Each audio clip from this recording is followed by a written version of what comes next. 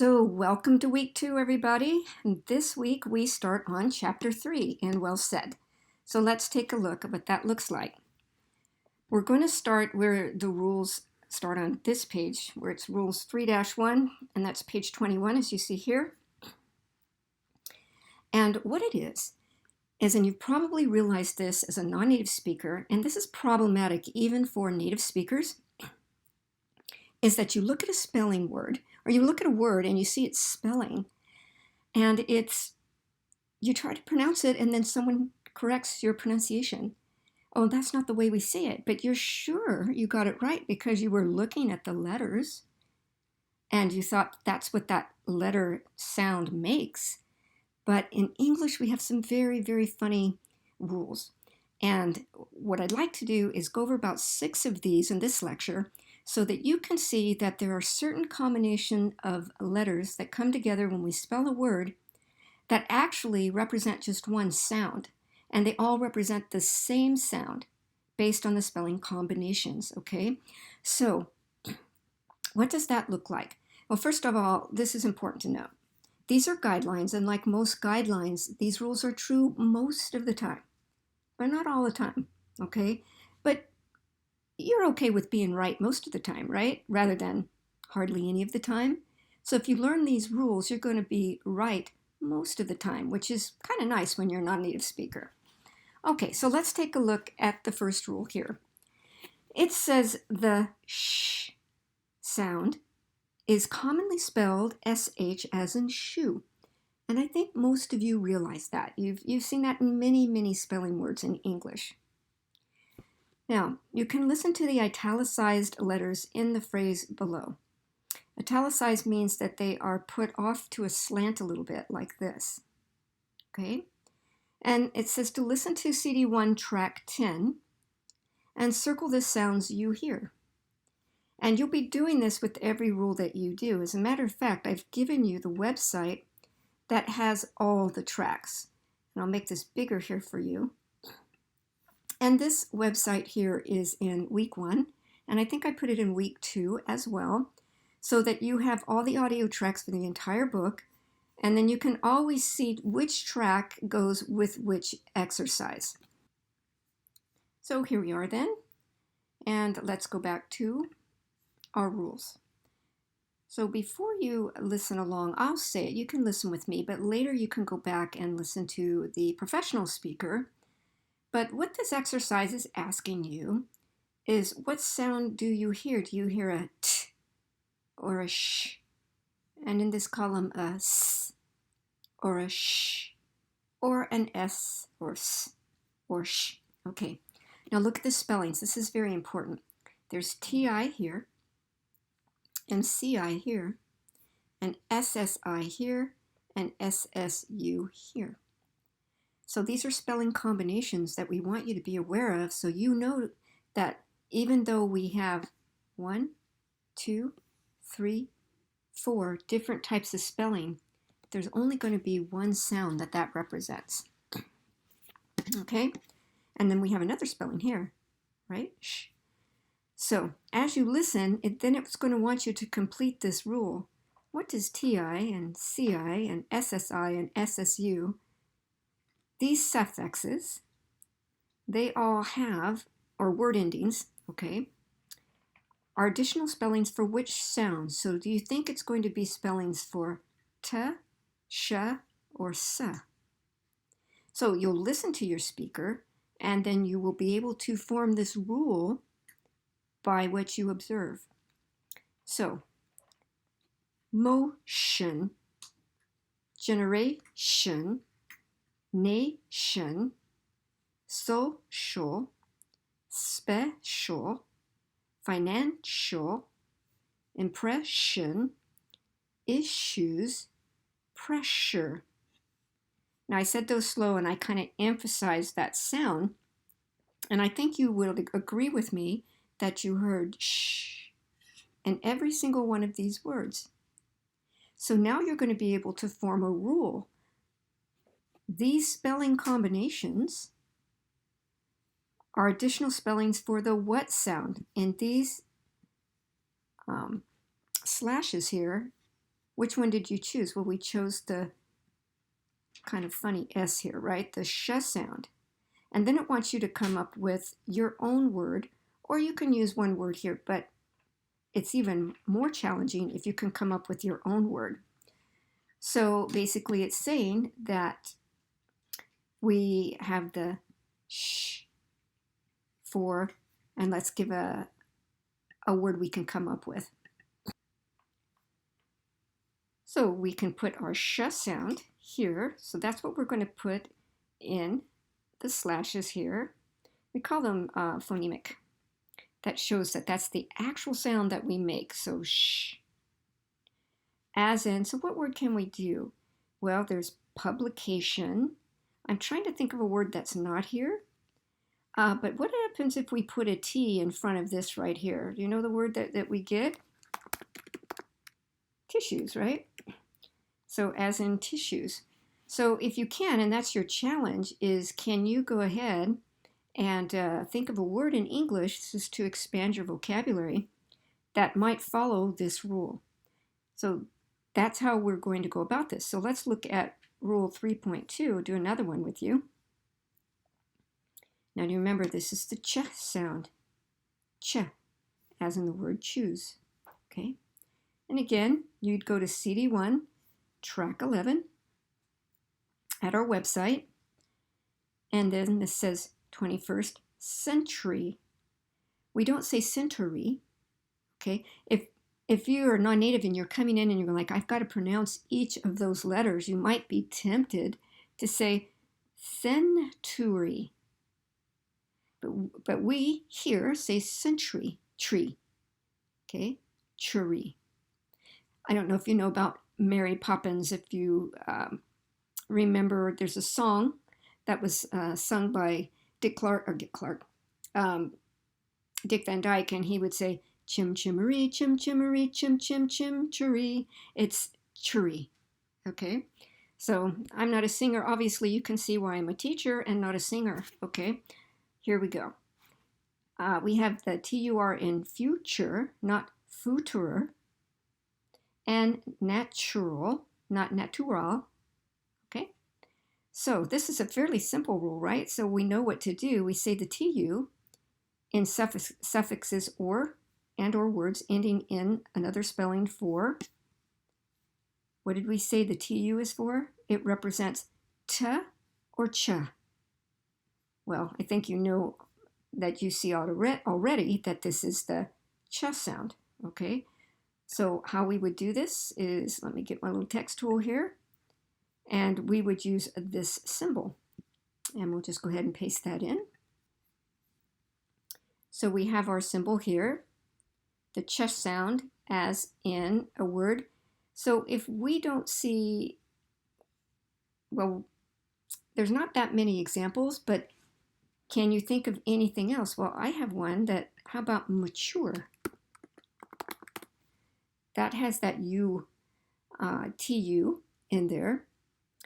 And there's also one that's nurture, and probably some others. Now, if you get really stuck on coming up with words that are not given to you as an example, then I recommend that you go to Google and go ahead and just type in a search that will help you. But before you do that, really search your brain for something that that you would really want to do on your own, because that's more critical thinking on your part and it's challenging you to expand your vocabulary. Okay? All right, so you get an understanding of that. And that was rule 3-2. And then on your work that I have for you under your assignments that you're going to do, you need to fill in this chart here, and you get to choose from these particular words here. So it says the words below have been split into two parts. With a partner, well, you're going to be doing this by yourself. Join the parts back together and write each word in the correct column. So what they did was negotiate, and that's a sh sound, okay? And where is the other one here? So we have literature, literature. Okay, so literature, and that's going to go under a ch sound. So your job is to finish the column. Okay, just get you used to it. And then as we move on, it does give you a couple of notes here, and do pause to read these, because if you're really trying to make your pronunciation so that, not that you're trying to become a native-like speaker, if that's your goal, that's fine. I hope you keep some of your accent, because accents are charming. It gives us a hint of a little bit more of who you are, and I love accents. They're charming. So hopefully you don't want to 100% get rid of it. But so you speak so that you're not misunderstood, which is the real reason why we try to improve our pronunciation in any language, is to get the rules so we know them. And the notes give us a deeper look into the language. So it says, the ch spelling sounds like sh, as in shoe, or machine, or chef, or Chicago, or Michigan, and like K in key, architecture, chaos, chemical, chronic, stomach ache, orchestra, chlorine. It says, for advanced students, when in precedes, that means comes before, when in precedes ti, as in, see the in here, attention, presidential, credentials. So find the in, and when the ti follows, usually the ti is a ch sound, right? But it says it can also be pronounced sh or ch. It really depends on the speaker, how fast you're speaking, what part of the region in the United States they're from. They might say shu or pronounce it as sh or cha. So presidential, that's a sh sound, or presidential, that's a ch sound. Presidential, presidential. And that people are going to understand you either way, because it doesn't change the meaning of the word. It just shows that it's a native speaker or a speaker's choice. You don't have to be native. It's a speaker's choice. Okay. So in Rule 3, we're looking at the spelling sorry. In Rule 3, we have the j sound as in measure, and su is one of the spellings. And je rarely occurs at the beginning of the words. In fact, there's only one that I can think of in English, and it's a borrowed French word. And that is the word genre. Genre, okay? But in English, we like to put je at the end of the words or in the middle of the words, but you're not going to find it at the beginning unless you're pronouncing a foreign word to English, like genre. Okay, so here it's going to say, do you hear z, sh, or je? Your spelling choices are si or su, okay? And as you say these, decision, vision, Asian, measure, leisure, casual, what do you think that you heard? Okay, so it says complete the rule. The si and the su in suffixes are common spellings for the what sound, as in what word, okay? And it's just telling you a hint here. Anytime we have sh, but we voice it, it becomes je. So if you want to practice making the je sound, start out with sh, and then turn your vocal cords on, okay? So I'm going to start with sh, and then I'm going to turn my vocal cords on. And I'm going to go back and forth as much as I have air, okay? Here we go. Sh, sh, sh, sh, sh, sh. Okay. Not quite so good because I don't have so much air, so I'll do it slower. Sh, sh, sh, sh. So sh is just, when it's pronounced j, it's just voice, okay? And your j sound, j, is that combination. So how would you put that? What would we put in these slashes here? We would put which of these symbols? We would put the zh sound.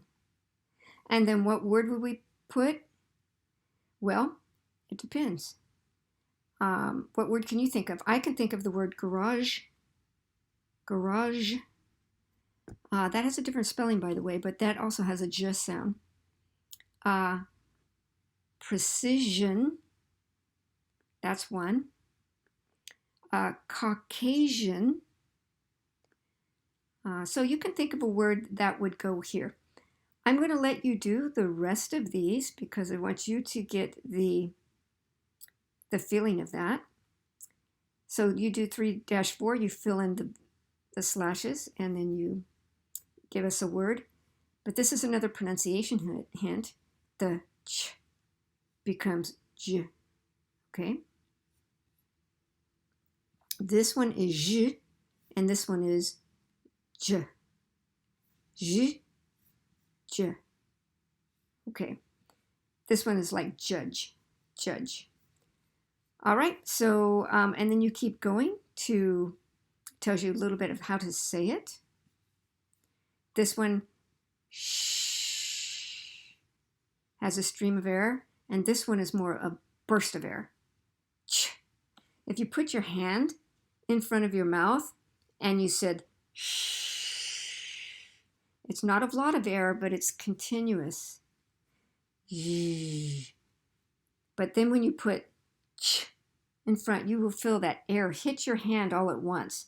And the same with j, j, jump, judge, jury, joke. Okay? And then you keep going in this one, and this is going to be something that you do online too.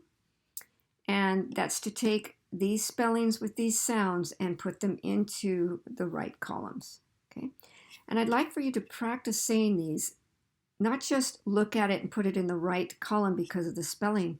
Really tell yourself, ready to negotiate, negotiate. Shh, oh, that must go here. But like I said, speak out loud. And if you want, get a mirror and look at yourself speak. Okay? All right, so we're going to go all the way. Here's 3-5. I'll help you a little bit with that. It's the QU spelling pattern in English. And this is k, and this is qua, qua, qua. Okay? So quick, quality, equal. So you should know which sound you're saying there. Qua, qua. Okay? And then they give you a bunch of more qua words. Adequate, sequence, liquid, quality, quantity, quantify, qualify, quadrant. Okay? Put your hand up to your mouth and you're really going to feel that air come out with that W. And then the 3-6 is going to be the last rule we do for this lecture. And it's going to have you here. Move this over a little bit so you can see it. Okay. Same type of thing. Do you hear? This is a little bit harder, so I want you to go s, ks, s, ks. Got to get that K sound in there. Ks, ks, s, ks. So you got to get that quick K and then that S. It's not k, s, it's ks. Very quick, okay? So it takes a little practice. So extra, expert, experience, accept, success, access. Okay? And then you'll finish the rule, and then you just keep practicing. So we'll stop there because next week we'll start into this page right here, but go all the way to this exercise as well. So practice, practice, practice, everybody, and you will start sounding more like a native speaker, and all the while keeping your delightful accent too. Okay? I'll see you online.